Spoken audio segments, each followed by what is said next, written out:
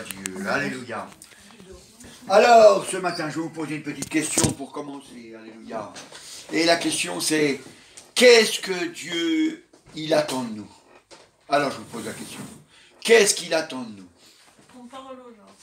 Il attend de nous qu'on parle aux gens. Mais avant ça, On obéisse à sa parole. c'est vrai qu'on obéisse. Mais avant ça, Qu'on se saoule. c'est vrai. Mais alors, comment on fait? Tout le monde parle. C'est vrai. Mais comment on fait? On parle à Dieu. Comment? On parle à Dieu. C'est vrai. Mais comment on fait? Il faut croire. Il faut croire. Alléluia. Gloire au Seigneur. Il faut commencer par croire. Alléluia. Et ce matin, je voudrais que votre foi grandisse dans le Seigneur. Alléluia. Parce qu'elle est nécessaire pour pouvoir être vainqueur dans la vie. Alléluia. La foi est très importante, vous savez. C'est vrai que l'obéissance, toutes les choses que vous avez dit, l'obéissance, de témoigner, tout ça, c'est vrai que c'est très important. Mais, ce matin, on ne va pas regarder toutes ces choses-là, on va regarder la foi pour que vous puissiez faire toutes les autres choses que vous avez dit. Alléluia, gloire au Seigneur. Alors, on va lire dans 1 Pierre au chapitre 1, et on va lire depuis le verset 6 à 9. C'est là ce qui fait votre joie, quoique maintenant, puisqu'il faut que vous soyez attristés pour un peu de temps par diverses épreuves, afin que l'épreuve de votre foi, plus précieuse que l'or périssable, qui cependant est éprouvé par le feu, et pour résultat la louange, la gloire et l'honneur, lorsque Jésus-Christ apparaîtra. Vous l'aimez sans l'avoir vu, vous croyez en lui sans le voir encore, vous réjouissant d'une joie merveilleuse et glorieuse, parce que vous obtiendrez le salut de votre âme, de vos âmes, pour prix de votre foi. Amen. Et il est dit à la fin, vous obtiendrez le salut de vos âmes, donc chacun la sienne, de vos âmes, pour le prix de votre foi. Alléluia, gloire au Seigneur. Et voyez, dans le passage qu'on a lu, il y a une petite chose que souvent les gens négligent, c'est il est marqué, il faut que vous soyez attristés par un peu de temps, par diverses épreuves, afin que l'épreuve de votre foi, plus précieuse que l'or périssable, qui cependant est éprouvée par le feu, et pour résultat, etc. Donc il dit bien, l'épreuve de votre foi. Alléluia, gloire au Seigneur. Vous savez, quand on dit, qui est-ce qui croit en Dieu? Ouais, c'est facile de lever la main et dire, moi je crois en Dieu. Qui est-ce qui croit en Jésus? Moi je crois en Jésus, c'est vrai. Ça c'est bien. Et puis quand tout va bien dans la vie, vous savez, quand tout va bien, quand on a la réussite, tout marche bien, quoi, on est joyeux, tout est bien, on n'est pas malade et tout.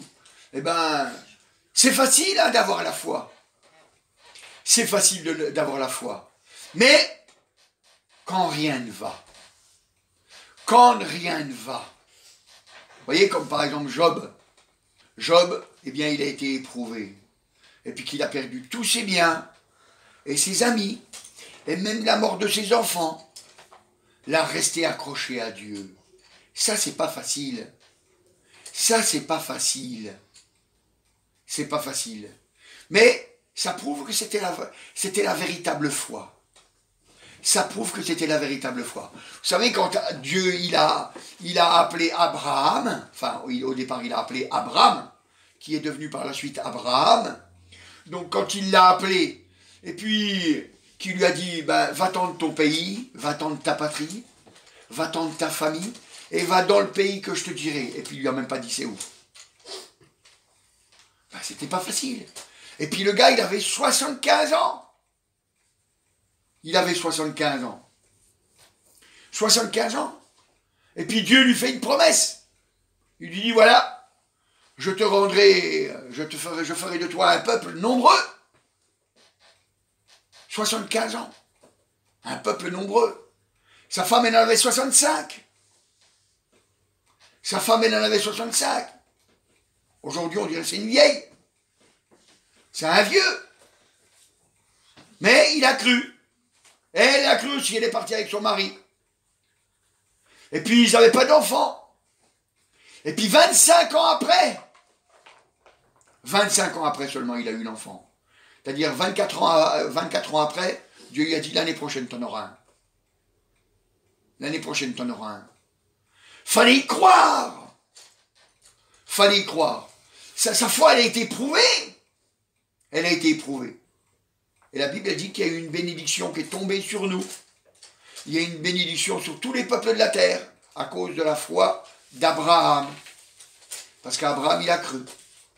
Et puis encore, quand Abraham, il était envoyé sur le mont Morija, et puis Dieu lui a dit, tu vas aller me sacrifier le fils que tu as eu, ton unique, celui que tu aimes, Isaac, tu vas y aller, tu vas aller sur la montagne, tu vas me l'offrir en holocauste.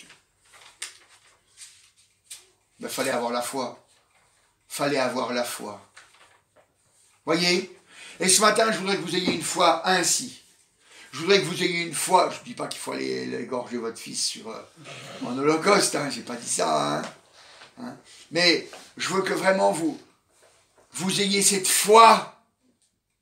Vous ayez cette foi qui va vous faire réussir.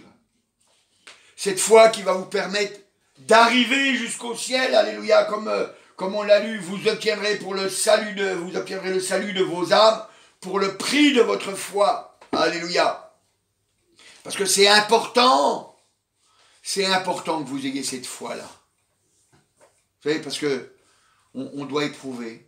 Elle doit être éprouvée pour savoir si véritablement vous avez la foi. Qu'est-ce qui fait que vous avez la foi ou pas? Moi, vous savez, au départ, quand je suis venu au Seigneur, j'étais allé voir le serviteur de Dieu, puis je lui ai dit, ah, mais vous dites quoi? Vous dites qu'on descend tous d'Adam et Ève. Mais c'est n'importe quoi, ça.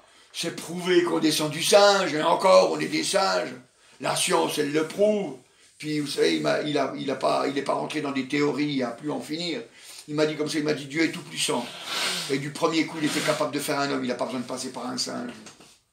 Moi, ça m'a convaincu. Rien d'un autre, ça ne le convainc pas. Mais plus tard, quand j'ai eu des combats dans mon cœur, puis je me suis dit, ah, je suis en train de me faire embobiner. Parce que je l'ai pensé, moi, ça. Je l'ai pensé, je me suis dit, je suis en train de me faire embobiner. On me raconte des histoires, elles sont bien belles. Et puis, comme mon cœur souffre, j'écoute, mais en réalité, il n'y a que dalle. Et puis, heureusement, merci Seigneur, je suis tombé sur des gens intelligents, ils m'ont dit, mais cherche de toi-même. La Bible, elle dit que Dieu veut qu'on cherche en tâtonnant, alors cherche de toi-même.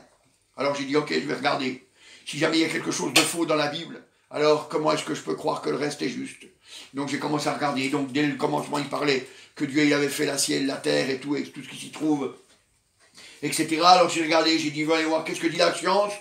Et puis la science, elle dit, ben voilà, qu'il y a une évolution et tout, etc. J'ai commencé à regarder. Et puis je me suis aperçu que c'est la science qui ne tenait pas debout. En tout cas sur ce sujet-là. Moi, on n'arrive pas à croire qu'on descend de la matière inerte. Même la science elle-même, elle se contredit. Elle dit que la matière inerte ne peut pas produire la vie. Ben oui, mais au départ, c'était de la matière inerte. Alors ça peut pas, puis que ça peut quand même, ça peut. Alors, on voit que ça tient pas debout. Ah, si on dit ça, c'est mon grand-père, mon arrière. Vous laissez ça un long moment se dérouler, puis après, vous dites grand-père. C'était un caillou. Ça tient pas debout. Ça tient pas debout. Donc il faut éprouver la foi pour voir si c'est une vraie foi. Vous savez, c'est bien, hein, tout à l'heure vous avez dit d'évangéliser, c'est vrai, vous voyez, par exemple, nous on fait du porte-à-porte. C'est bien parce que quand on fait du porte-à-porte et qu'on discute avec les gens, ben on tombe sur toutes sortes de gens. Des gens qui ne sont pas croyants. Et puis qui nous disent des choses qui des fois peuvent mettre des coups à notre foi. Mais c'est bien ça, parce que comme ça la met à l'épreuve, pour voir si elle tient notre foi, pour voir si c'est censé, C'est pour ça que la Bible, elle nous dit, dans Hébreux au chapitre 11 et au verset 1, « Or, la foi est une ferme assurance des choses qu'on espère, une démonstration de celles qu'on ne voit pas. Une démonstration, on démontre.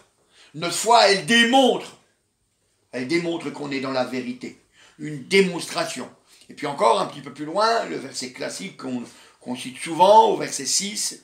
Or, sans la foi, il est impossible de lui être agréable, car il faut que celui qui s'approche de Dieu croit que Dieu existe et qu'il est le rémunérateur de ceux qui le cherchent. Et puis après, il y a toute une liste d'exemples qui sont donnés, de gens qui ont eu la foi, de Noé qui a construit son bateau. Vous savez, quand il a construit son arche, il l'a construit alors qu'il n'y avait pas de déluge.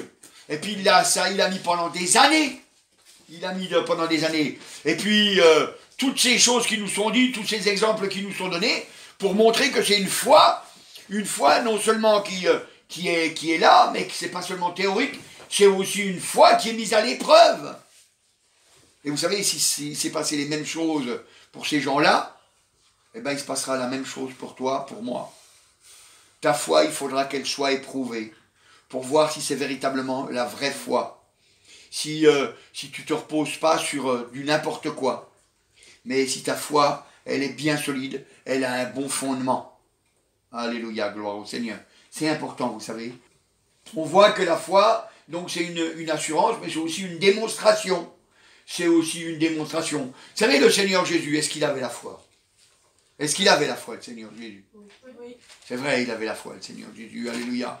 Et je dois dire une chose, c'est vrai que, lui, il avait la foi, parce que il savait d'où il venait. Il savait d'où il venait, et il savait où il allait. Alléluia. Il connaît ses chemins. Mais voyez, malgré la foi, eh bien, il est venu, quand il est venu, malgré qu'il avait la foi, eh bien, il a vu que les miracles ne se faisaient pas toujours.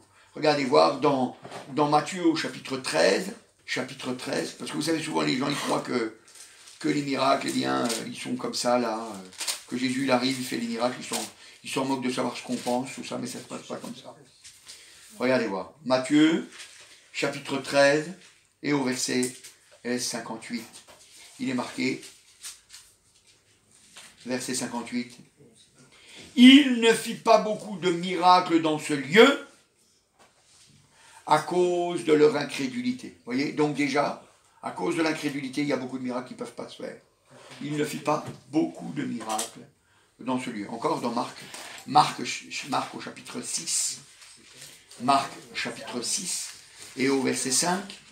Il est marqué, verset 5. Il ne put faire là aucun miracle, si ce n'est qu'il imposa les mains à quelques malades et les guérit. Il s'étonnait de leur incrédulité. Vous voyez? C'est-à-dire, l'incrédulité, ça empêche la bénédiction.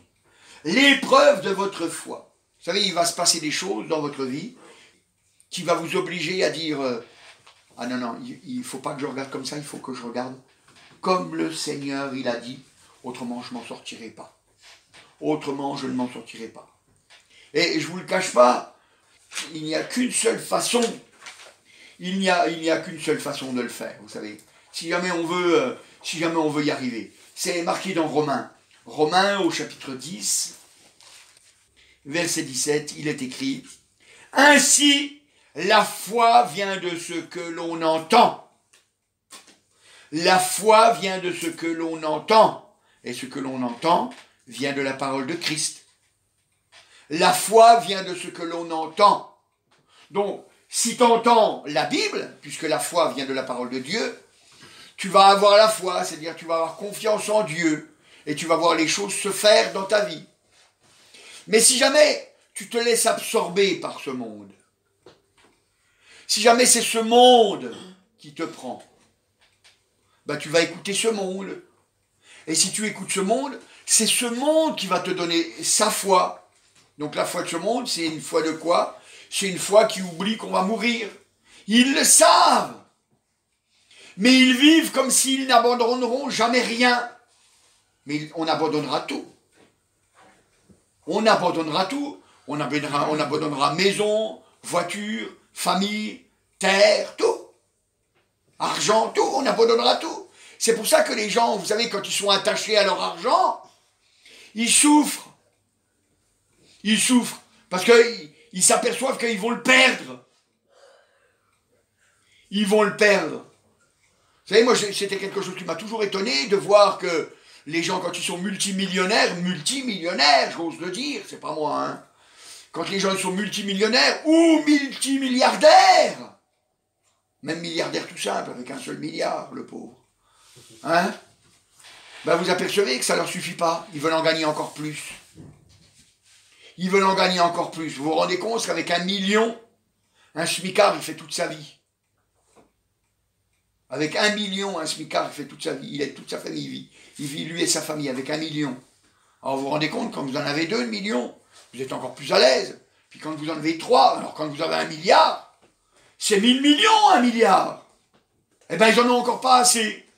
On pourrait se dire, c'est bon. Ils vont arrêter. Ils vont arrêter d'essayer d'en accumuler. Ben non, ça ne leur suffit pas.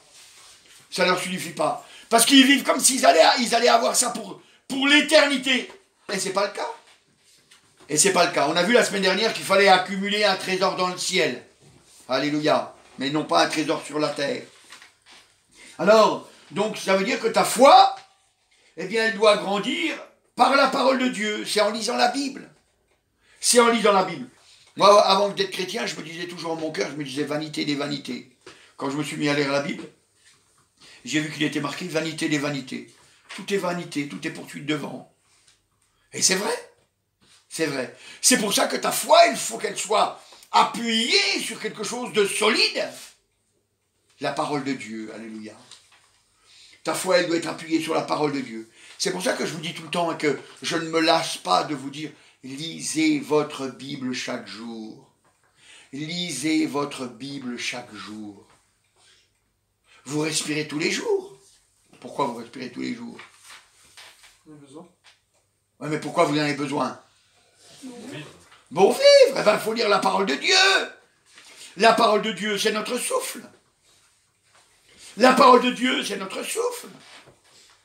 Ce monde, qu'est-ce que vous voulez qu'il nous apporte? Les gens se suicident, les gens commettent toutes sortes de péchés à la vue de tous, et ils nous entraînent à vouloir faire pareil.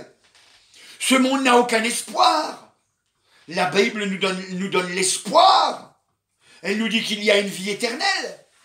Et que déjà ici-bas, on peut la goûter. Que déjà ici-bas, on peut voir des choses se manifester dans nos vies. Il nous promet des miracles, des prodiges, des guérisons. Parce que c'est la parole de Dieu. C'est un souffle pour nous. C'est notre respiration. C'est notre respiration. Mais il faut la lire. Faut la lire. La foi vient de ce qu'on entend. Entends ce que dit Dieu. Entends ce que dit la parole de Dieu, afin que tu sois vainqueur. Seigneur Jésus, vous savez, il a dit des choses pour nous faire du bien. De toute façon, la Bible, elle dit d'elle-même, elle dit que tout ce qui a été écrit, ça a été écrit pour notre enseignement. À nous qui sommes parvenus à la fin des temps, alléluia. J'ai pas dit la fin du monde. Hein, je me tue à le dire et à le répéter. Si le Seigneur Jésus venait aujourd'hui, la fin du monde, il faudra attendre 1000 ans. 1007 ans précisément. Donc vous voyez, la fin du monde, c'est pas pour aujourd'hui, c'est même pas pour demain. Vous voyez, même pas pour la semaine prochaine. Vous voyez, hein, ni même pour l'année prochaine. Vous voyez, j'ose le dire. Vous voyez, hein, donc, Seigneur Jésus, il a dit beaucoup de choses pour nous faire du bien, pour nous encourager. Et qu'est-ce qu'il nous dit pour qu'on marche en vainqueur dans Matthieu au chapitre 6. Regardez voir, c'est pour nous encourager qu'il nous dit ça. Mais notre foi, elle est là. Elle est là. C'est si on croit cette parole. Si on croit cette parole, eh bien, on va voir qu'elle va s'accomplir dans nos vies. Matthieu, chapitre 6, et au verset 33, il dit « Cherchez premièrement le royaume et la justice de Dieu. Et toutes ces choses, alors quelles sont ces choses? Ben, les choses que la terre a envie de nous donner, hein, vous voyez, le manger, le boire, le vêtement et tout, etc. Vous pourrez lire le passage avant, hein. Il dit comme ça, il dit, donc cherchez premièrement le royaume et la justice de Dieu, et toutes ces choses vous seront données par-dessus. Ne vous inquiétez donc pas du lendemain, car le lendemain aura soin de lui-même. À chaque jour suffit sa peine. On n'a pas à s'inquiéter parce qu'on cherche premièrement le royaume et la justice de Dieu. C'est ça qu'on recherche. On recherche le royaume et la justice de Dieu. Et c'est là que ça montre que notre foi, elle est vraie. Parce que comme dans la vie, quelqu'un vous fait du mal, Parce que ça arrive. Quand quelqu'un dans l'ami, quelqu'un vous fait du mal, puis vous dites non, non, non, non, non. Moi, je vais chercher le royaume et la justice de Dieu. Qu'est-ce qu'elle me dit, la justice de Dieu? Elle dit, fais du bien à celui qui te fait du mal. Prie pour celui qui te persécute. Ah, il me fait du mal? Merci Seigneur. Faut que je prie pour lui. Faut que je lui fasse du bien. Ben c'est là que notre foi, elle est éprouvée. C'est là qu'elle est éprouvée. Et c'est là qu'on voit si véritablement on a la foi. Parce que vous savez, si on est comme dans le monde, où quand quelqu'un nous fait du bien, ben, on lui rend du bien, puis quand quelqu'un nous fait du mal, ben, on lui rend l'appareil. Ou alors, où on le néglige. Eh ben, c'est pas de Dieu, c'est pas la foi. Mais si on dit, ah non, non, il me fait du mal, moi je veux lui faire du bien. Moi je veux lui faire du bien. Ben vous savez, Dieu il nous bénit. Dieu il nous bénit. Et notre foi elle grandit parce que c'est une épreuve. C'est une épreuve. C'est une épreuve. Alléluia. Et vous savez, eh bien si on reste ferme, eh bien, c'est comme on a lu tout à l'heure dans Hébreux, hein, on a dit que la foi, c'est une ferme assurance. On a l'assurance que Dieu va nous aider. On a l'assurance que Dieu va nous faire réussir. On a l'assurance. Et on le démontre. Donc c'est une démonstration. On le démontre. On le démontre. C'est pas là, c'est pas resté dans notre cerveau. On a mis en action notre être. Notre cœur, notre âme, notre esprit, notre corps. On a tout mis en action pour que la foi, elle soit manifestée. Et que ça se voit. Et que ça se voit. Alléluia, gloire au Seigneur. Parce qu'autrement, ben, on ne peut pas y arriver. On ne peut pas y arriver. Vous savez, des fois, on est étonné de voir les grands miracles qui peuvent se produire. Seigneur Jésus, un jour, il avait dit comme ça, regardez voir. C'était des disciples qui étaient étonnés, regardez voir, dans Luc au chapitre 17. Évangile de Luc au chapitre 17. Évangile de Luc, chapitre 17. Regardez voir. Oh, c'est formidable. Le Seigneur est bon, vous savez, au verset 6. Voilà, ils étaient étonnés, les disciples, parce que ils avaient posé une question au Seigneur. Ils avaient dit, regardez voir, on va aller au verset 5. Les apôtres dirent au Seigneur, augmente-nous la foi. Ils avaient dit, augmente-nous la foi. Et puis, là, ils ont été très étonnés de la réponse. Parce que ils ne s'attendaient pas à ça. Et le Seigneur leur dit, si vous aviez la foi comme un grain de sénévé, vous diriez à ce sycomore, déracine-toi et plante-toi dans la mer, et il vous obéirait. Eux, ils s'attendaient à quoi? À ce qu'il leur impose des mains en disant, oh, j'ordonne à la foi de venir en... Non, pas du tout. Pas du tout. Le Seigneur, il n'a pas fait ça. Hein. Ou alors que le Seigneur, il invoque, oh, Père éternel. Hein, non, mais il n'a pas fait ça, le Seigneur. Il n'a pas fait ça, le Seigneur. Il a dit, si vous aviez la foi. La foi, on sait que c'est la confiance. Si vous aviez la confiance, si vous aviez la foi, gros comme un grain de sénévé, un grain de moutarde, c'est tout petit. Hein, si vous aviez la foi comme un grain de sénévé, ben, vous diriez à sycomore. Un sycomore, c'est un gros arbre. Hein. Vous diriez à sycomore, tu t'arraches de là, puis tu vas te planter dans la mer. Est-ce que le sycomore, il a des pieds pour pouvoir se déplacer? Comment il va faire? J'en sais rien, moi, comment il va faire. Mais il va le faire. Mais il va le faire. Je ne sais pas comment il va faire. Mais il va le faire. Il va le faire. Vous savez, il y avait un jour, c'était 2 serviteurs de Dieu. Hein, 2 pasteurs. Et puis, ils annonçaient l'évangile. Puis, ils rentraient dans leur église respective. Et ils n'avaient pas mangé. Alors, je ne sais pas depuis combien de temps, mais ils n'avaient pas mangé. Et puis, il y en a un des deux, il a dit, bah viens, on va au restaurant. Puis, il lui a dit, mais moi, j'ai pas d'argent. Il a dit, ne t'inquiète pas. L'autre, il lui a dit, ne t'inquiète pas. Ils sont arrivés au restaurant. Ils ont demandé ce qu'ils avaient à demander. Et puis, il y en a un des deux, il a un peu crainte, quoi, parce que il savait qu'il n'avait pas de soupe et que l'autre non plus. Alors, il a demandé un minimum. Puis l'autre, il a fait un bon repas. Mais avant le repas, qu'est-ce qu'il a fait? Il est resté debout devant son assiette. Et puis il a remercié le Seigneur. Seigneur Jésus, je te remercie pour ce repas bénis-le Seigneur. Et puis, je ne sais pas ce qu'il a dit, mais il a remercié le Seigneur pour le repas. Et puis, à la fin du repas, il y a le garçon qui est venu, et puis qui leur a dit, après le café, il a dit, comment, enfin, quand il a appelé, ils ont dit pour la note, quoi. Il a dit, le garçon de café, il a dit, oui, il a dit, puis pour la note. Et puis, à ce moment-là, le garçon de café, il a dit, la note, je suis désolé, il n'y a pas de note pour vous, parce que le monsieur là-bas et la dame à côté, ils ont payé votre repas. Parce qu'ils vous ont vu prier, alors ils ont décidé de vous payer le repas. Est-ce que le Seigneur, il allait faire un beau billet de 500 € pour payer le repas? Ça ne s'est pas passé comme ça. Il a mis des gens. Quand le Seigneur, il est rentré dans une ville, et puis qu'il fallait payer l'impôt, hein, le droit de passage, qu'est-ce qu'il a fait? Il a dit, abracadabra, qu'apparaisse une somme d'argent. Il n'a pas fait ça, hein. Il n'a pas fait ça, hein. Il n'a pas dit, oh Seigneur Dieu, Père Tout-Puissant, je suis ton fils, donne des sous. Il n'a pas fait ça. Il a dit à Pierre, tu vas aller pêcher un poisson. Puis le premier poisson que tu vas prendre, tu ouvriras la gueule, et puis dedans, hop, il y a un stataire. Ça payera ton impôt, et puis le mien. Moi, je sais pas, moi, j'ai pas vu beaucoup de poissons. Moi, j'ai déjà pêché du poisson, hein. Jamais je suis tombé sur un poisson, vous me direz, j'ai peut-être jamais regardé suffisamment, mais je l'ai mangé, le poisson, alors, hein, j'ai pas vu la pièce. Vous voyez? Dieu, il fait le miracle, je sais pas comment. Mais c'est pas ça qui est important, c'est pas de savoir comment il l'a fait. C'est de savoir qu'il le fait. C'est de savoir qu'il le fait. C'est ça qui est important. Et c'est ça, on s'appuie sur lui.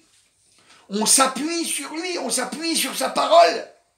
Vous savez, Abraham, quand il est allé pour égorger son fils, hein, sur le mont Morija, regardez voir ce que nous dit la parole de Dieu dans Hébreux au chapitre 11. Regardez voir. Hébreux, chapitre 11.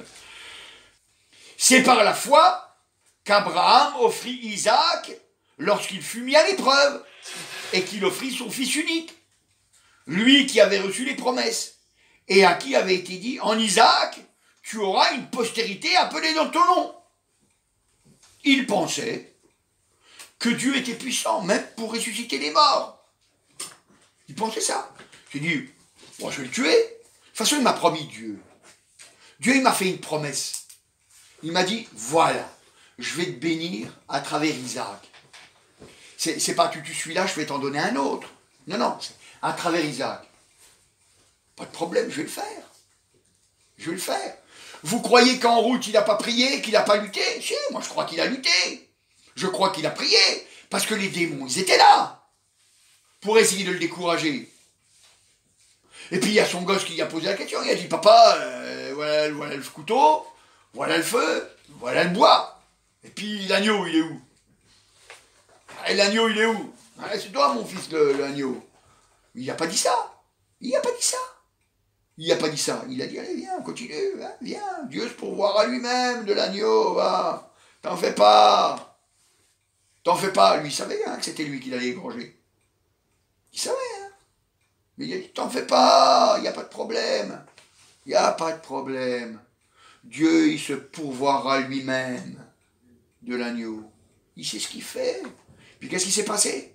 Ben, quand il est arrivé là-bas, il a ligoté son fils, il l'a mis sur le bois, et puis au moment où il allait l'égorger, pof, Dieu l'a arrêté. Puis il a dit, hop, derrière toi, j'en ai mis un d'agneau. Alors il a vu un bouc là, pof, il l'a pris, pof. Puis il l'a égorgé à la place. Lui, il pensait, Abraham, il dit, waouh, je vais le tuer, pas de problème, nickel chrome. Et puis après, mon gosse, il va ressusciter. Je vais être émerveillé. Alors, je sais qu'il va le faire parce qu'il est Dieu.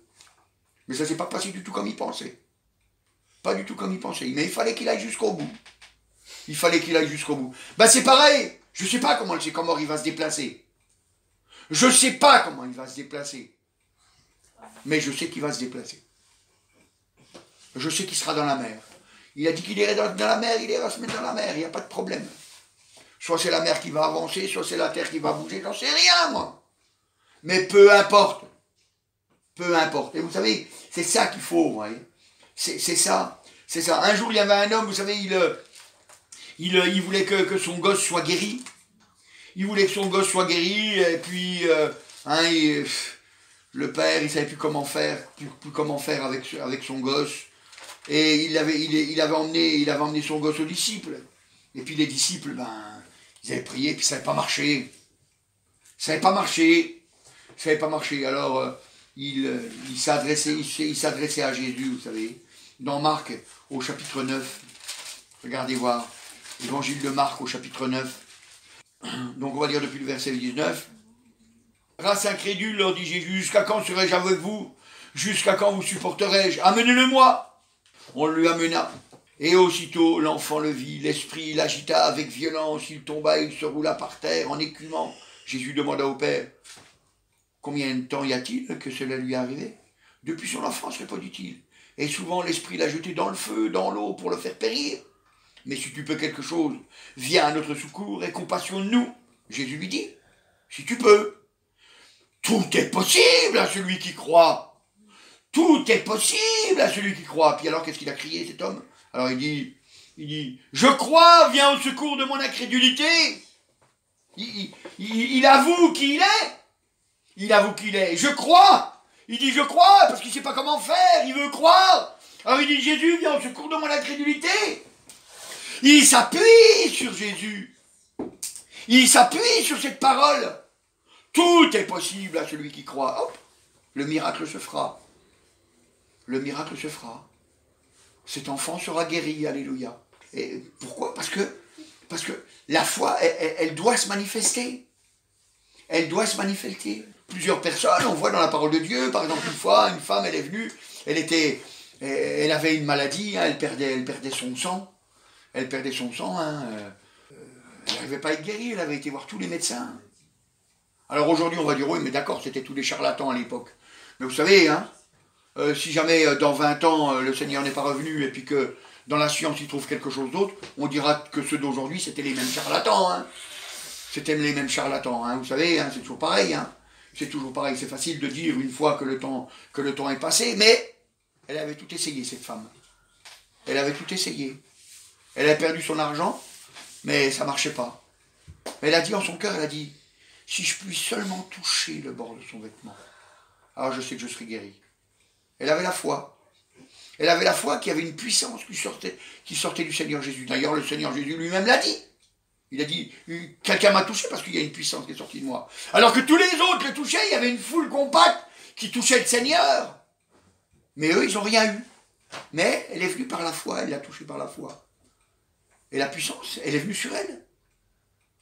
Et puis elle a été guérie. Elle a été guérie. Elle a été agissante, sa foi. Parce que elle a été à l'endroit où était Jésus, elle s'est fait un chemin à travers la foule. Elle voulait que ça marche.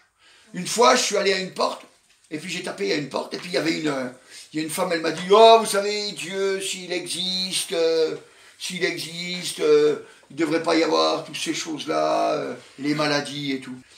Puis elle me dit, ah ben vous savez, moi, j'ai mon enfant, il est malade. Et puis après, elle m'a présenté son enfant, il était handicapé. Il était handicapé, puis beaucoup handicapé, vraiment un très gros handicap. Et puis je lui ai dit, écoutez madame, moi je vous invite dimanche, je viens même vous chercher. Vous venez avec votre fils, on va prier pour votre enfant, il va repartir guéri. Puis elle m'a dit, j'y crois pas. J'ai dit, il y a deux solutions madame. Soit il va être guéri, soit il ne va pas être guéri. Supposons que vous veniez, et puis qu'on prie pour l'enfant, et puis qu'il ne soit pas guéri. Est-ce qu'on aura fait du mal à l'enfant? Non. Vous aurez gagné une chose, parce que vous saurez que ça ne marche pas. Mais si jamais vous venez, et puis qu'on prie pour l'enfant, et puis qu'il est guéri, non seulement on n'aura pas fait du mal à l'enfant, mais vous saurez que Dieu répond aux prières. Je viens vous chercher. Puis elle m'a dit comme ça, elle m'a dit, je veux pas. J'ai dit, mais faites-le au moins pour votre enfant. Si vous ne vous croyez pas, faites-le au moins pour votre enfant. Vous n'avez aucune crainte, vous n'avez rien à perdre. Elle m'a dit non. C'était son orgueil. C'était son orgueil qui l'empêchait de faire ce pas. Moi, je ne sais pas, moi. Mon enfant est malade. Il est estropié. On me dit, on va prier pour l'enfant, il va être guéri. Ça ne me coûte rien du tout, en plus. Je me dis, après tout, qu'est-ce que je risque? Si ça marche, C'est bien. eh ben, il sera guéri. Si ça ne marche pas, il ne sera pas plus malade. Et vous savez, des fois, il y a des gens, ils font des centaines de kilomètres pour aller voir un magnétiseur, un truc comme ça. Parce qu'ils préfèrent aller là que d'aller au Seigneur. Parce que le magnétiseur, ça n'engage pas. Le Seigneur, ça engage. Parce qu'une fois qu'on a vu le Seigneur agir dans notre vie, on sait qu'il existe. Alors ça nous pousse à le chercher. Ça nous pousse à le chercher. Ça nous pousse à savoir ce qu'il veut. Alors que le magnétiseur, ça ne pousse à rien du tout. À la limite, on lui donne un petit billet si jamais c'est un magnétiseur qui demande de l'argent. Il y a des magnétiseurs qui ne demandent pas d'argent. Enfin, ils disent, vous donnez que ce que vous avez envie. C'est-à-dire, si on veut donner quelque chose, on donne. Si on ne veut pas donner, on ne donne rien. Donc, il y en a des comme ça, hein, c'est vrai, ça existe. Hein. Donc, il y en a, ils donnent un petit billet ou une petite pièce en fonction de ce qu'ils ont envie de donner. Mais ça ne les engage pas plus. C'est tout. Ils sont libres après. Enfin, en tout cas, ils le croient. En tout cas, ils sont libres après. Mais avec le Seigneur, ça ne se passe pas comme ça. On a prié, la guérison, elle s'est faite. Après, on se dit, quand même, Dieu fait des miracles. Donc Dieu existe. Donc Dieu agit dans les vies. Donc qu'est-ce qu'il veut véritablement, Dieu? Pourquoi est-ce qu'il m'a mis sur la terre? Quel est son plan? Quel est son plan? Et c'est pour ça que je vous dis, faut vous baser sur la parole de Dieu. Il faut vous appuyer sur la parole du Seigneur. Alléluia. Et vous verrez que le Sycomore, il va se déplacer. C'est-à-dire la chose qui paraît impossible, eh bien elle va se faire. Tout est possible à celui qui croit. Vous savez, on chantait ce petit chant avant. Hein. Tout est possible à celui qui croit. C'est la loi de la foi. Don merveilleux qui nous vient des cieux, que connaît le cœur droit. Oh, quel riche trésor, un cœur qui vit ce que Dieu dit.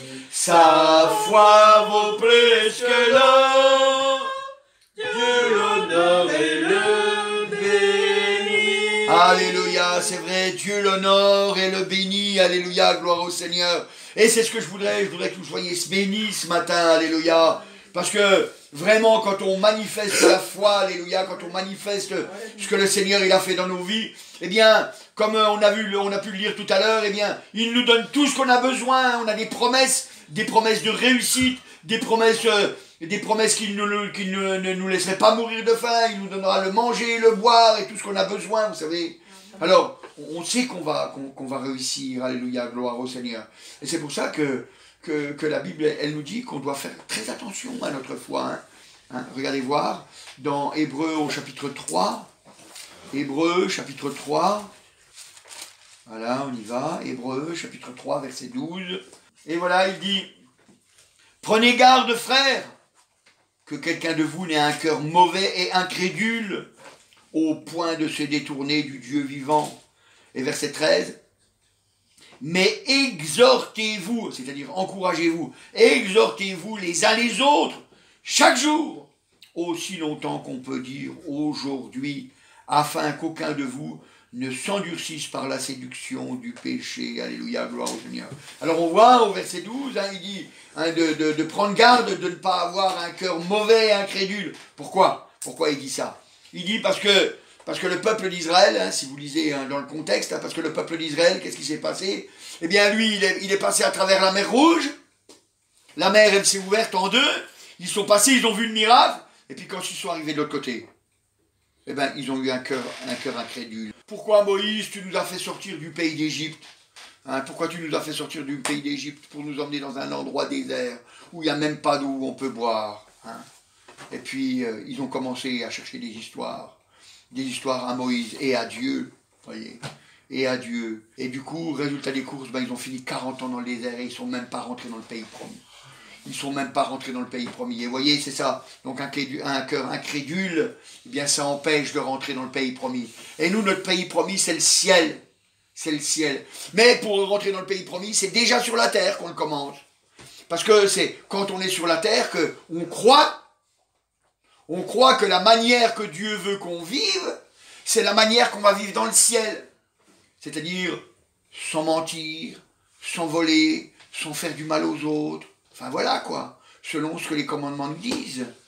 Selon ce que les commandements nous disent, c'est important. Et c'est pour ça que on veut que déjà sur la terre, ce monde y soit ce monde y soit. Alors, s'il ne l'est pas à cause de tout le péché, de tout ça, mais il est quand même à cause de nous. À cause de chaque chrétien qui vit sa vie chrétienne, c'est-à-dire qui se met à obéir à la parole de Dieu, qui s'appuie sur la Bible. Et c'est là qu'on voit que la foi, elle est éprouvée. C'est là qu'on voit que la foi, elle est éprouvée. Et puis à ce moment-là, ben, on comprend que ben, il faut qu'on s'encourage, hein, exhortez-vous les uns les autres. On s'encourage. Allez mon frère, t'as pas lu la Bible aujourd'hui, viens, on va la lire ensemble. T'as pas le cœur à prier, viens. On va chanter des chants déjà ensemble, puis après on va prier un petit coup ensemble. Viens, t'as du mal, viens, on se donne la main, viens, on va prier, alléluia. Et puis on s'encourage à marcher avec Dieu. On s'encourage. Ça, c'est la vie du Seigneur. C'est ça la foi. C'est ça la foi. C'est pas un truc théorique où on pense dans la tête, oh, je veux que cette chaise elle bouge, je veux que cette chaise elle bouge, hein, c'est pas de la foi, ça. Ça c'est de la bêtise. Hein, mais c'est pas de la foi. C'est pas de la foi. La foi, c'est on s'appuie sur la parole de Dieu.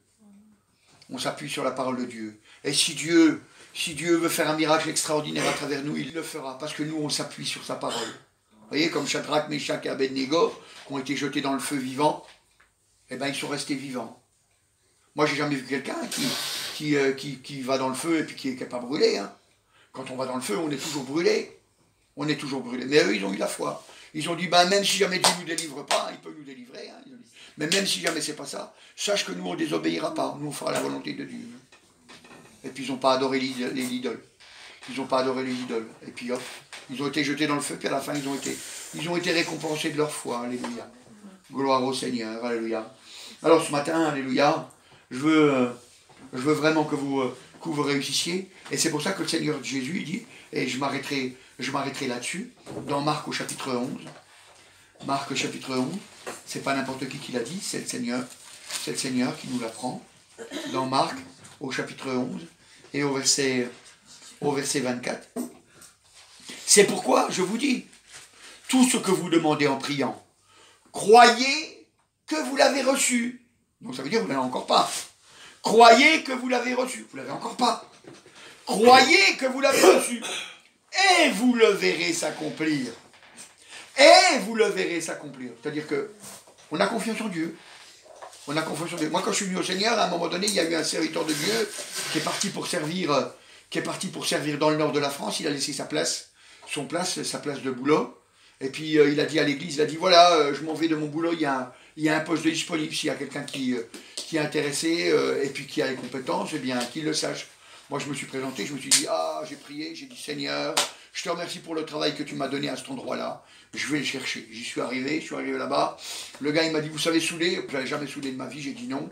Il m'a dit, bon, ça fait rien. Vous savez, vous y connaissez en pliage? J'ai dit, non, rien du tout. Vous savez faire un développé? J'avais jamais fait un développé de ma vie, hein. Une pièce sur un développé. Ouais, c'était un métier de serrurier,